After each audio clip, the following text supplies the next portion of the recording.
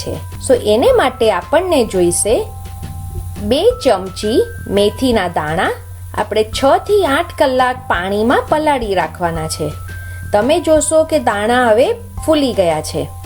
હવે આપણે એમાંથી પાણી કાઢવાનું છે ચાળણીમાં લઈને.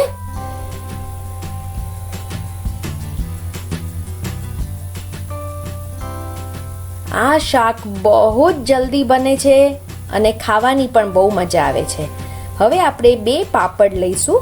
પાપડને પહેલા ગેસ પર શેકી કાઢશું. મેથીના દાણા હેલ્થ માટે પણ બહુ જ સારા કહેવાય છે.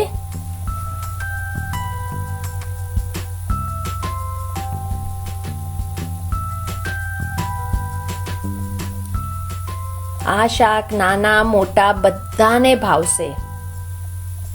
હવે આપણા પાપડ તૈયાર છે.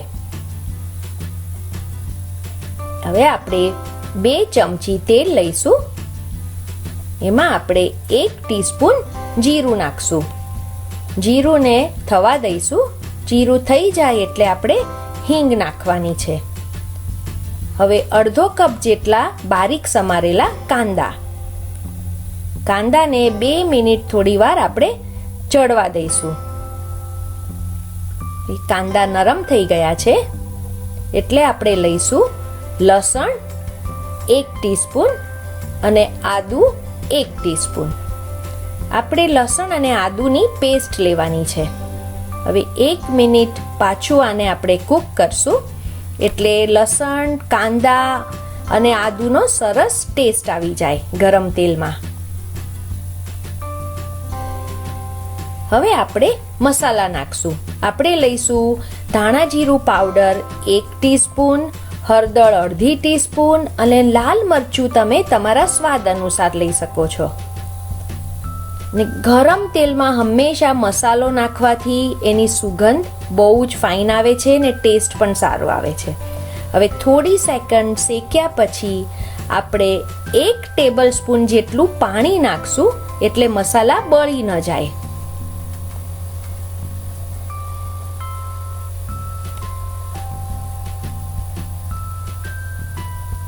હવે આપણે દહીં લઈશું 3 ચમચી. દહીં નાખ્યા પછી કન્ટિન્યુઅસ એને હલાવવાનું છે, નહીં તો દહીં ફાટી જશે. હલાવવાનું બહુ જ જરૂરી છે.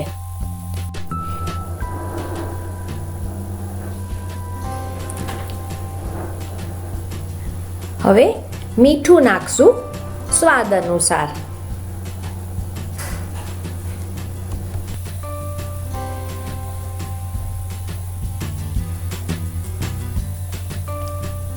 હવે થોડી સેકન્ડ દહીંને કર્યા પછી આપણે મેથીના દાણા એડ કરશું. હવે મેથીના દાણા નાખ્યા પછી હવે પાછું થોડી સેકન્ડ માટે એને હલાવશું એટલે બધો મસાલો સરસ રીતે મેથીમાં બેસી જાય.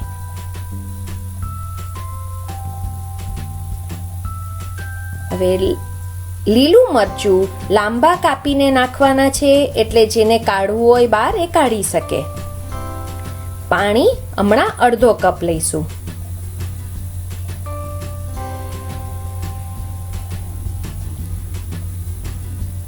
હવે પાપડના મોટા મોટા ટુકડા કરીને આપણે અંદર નાખીશું.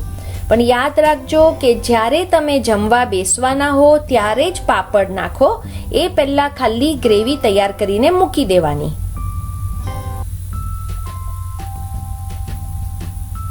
હવે 2 મિનિટ કૂક કરશું અને તમને લાગે કે પાપડે પાણી ચૂસી લીધું છે તો થોડુંક પાણી ઉમેરી લેવાનું.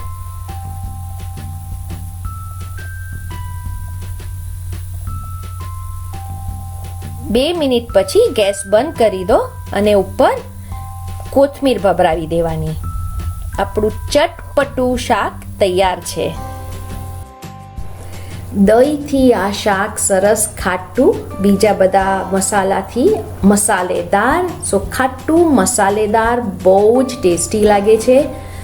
હવે આપણે સર્વ કરશું.